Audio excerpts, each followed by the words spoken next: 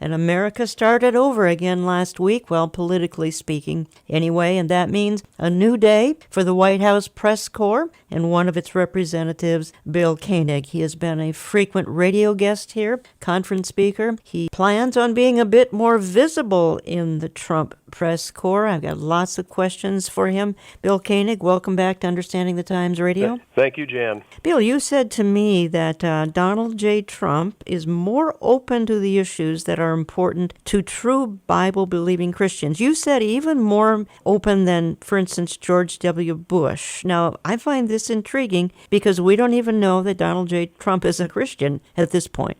Well, what's interesting is George W. Bush, a wonderful man, godly man, who had a healthy fear of the Lord for sure, tended to be more comfortable with the Protestants, and he had a lot of them in his cabinet, and also the Catholics. What's interesting about Trump is he has reached out, and the evangelical community has embraced him because of some very important things that matter to evangelicals, such as Supreme Court nominees, judicial nominees, and also getting rid of the Johnson Amendment, which affects pastor speech, ministry speech, and not lose their nonprofit status. So 4 or 5 really key areas, as well as Israel. Evangelicals are very serious about seeing the embassy move to Jerusalem, and also the land not be necessarily given up for an Arab state. So his commitments to things that matter to evangelicals have caused a lot of people to embrace him. You suggested that he actually listens to the Bible-believing Christians around him. Mike Huckabee, Tony Perkins, Ben Carson, Vice President Pence, even Kellyanne Conway, who's a strong Christian, and that he's willing to seriously listen to these folks, correct? Absolutely. And even his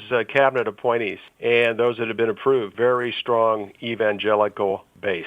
You said you're impressed with his choice of cabinet picks. Yeah, he's made a lot of really good choices. The challenge has been a lot of them have been very successful in business, and they have some pretty significant net worths, and which means a lot of assets. So, in terms of DeVos and Mike Pence, obviously as vice president, Pompeo, others, Ben Carson, Mike Huckabee's a close advisor, and Tillerson's a serious believer down in Texas. So, just very favorable from that perspective, and that has meant a lot. I mean, it's a good, solid conservative base. Everybody has their issues.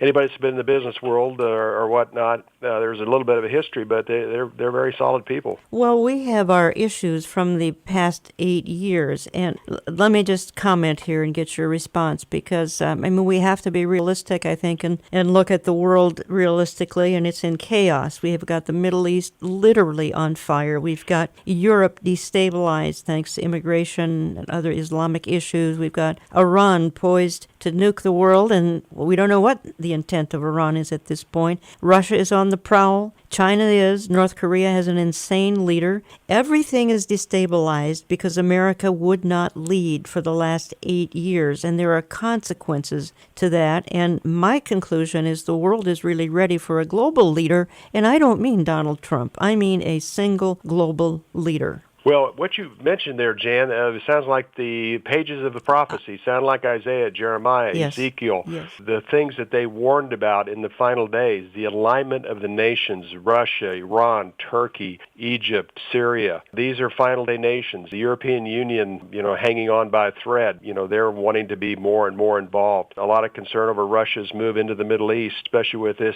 power vacuum over the last 8 years.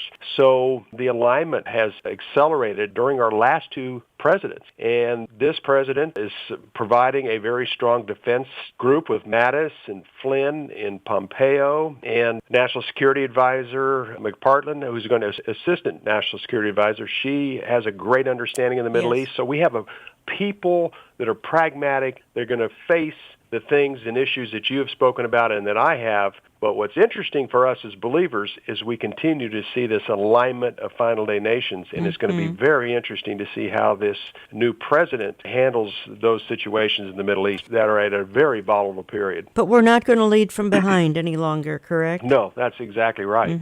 Even to the extent of moving the embassy from Tel Aviv to Jerusalem. Trump is so committed to that. Kellyanne Conway said that. His daughter has said that. Leadership has said that. He's committed to it. The Arab League saying no, it would be a mistake. John Kerry on his way out the door said this would be it would create nothing but problems and war. and conflict, and the European Union has done everything they could to stop this. They attempted that at the Paris Peace Summit on January 15th. I think that this paradigm of you can't move it and you can't have your capital in Jerusalem is getting ready to change, and I don't think anything's going to stop it. Let me ask you this, because the world tried to come against Israel in late 2016, and in fact did at the UN Security Council back on December 23rd, 2016. Then, as you said, on January 15th in Paris, we expected another Israel indictment by over 70 nations, and they were going to call for a two-state solution, in other words, a Palestinian state, and I think they did. But they seemed to stop there. They did not put undue pressure on Israel, and many suggested this was because these nations, over 70 nations, were cautious about President Donald Trump and his pro-Israel stand. Is that true? Did a new president actually have that much influence on 70 other nations? Yes, I believe so.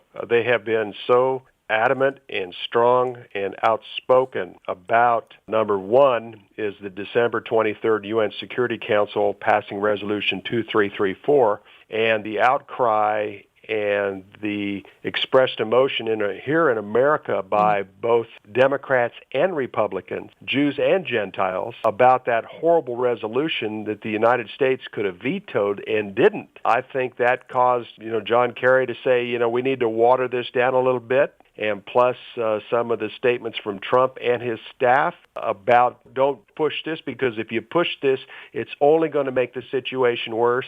The two parties need to be in negotiations. Don't force this on them. And I definitely think it had an influence, Jan. It became very obvious. You're listening to Understanding the Times Radio. I'm Jan Markell. I have on the line from Washington Bill Koenig. He served in the White House press corps for 15, 16 years now, and he's got a couple of books you can find on his website, Eye to Eye, Facing the Consequences of Dividing Israel, and Revealed Obama's Legacy. You need to look them up, folks, at watch.org, watch as in watchman, watch.org. Bill, I want to stay with Middle East for just an extra minute here. The Iran deal, and I don't call it an agreement or a treaty, it really isn't, but the Iran deal, and that involves a bunch of other nations. Therefore, repealed? Is that even possible? Well, I think what's going to happen, and I appreciate General Mattis's statements during his nomination hearing, is we have an agreement supposedly, well, when I say supposedly, it was never actually signed, but we have an agreement that is considered in place.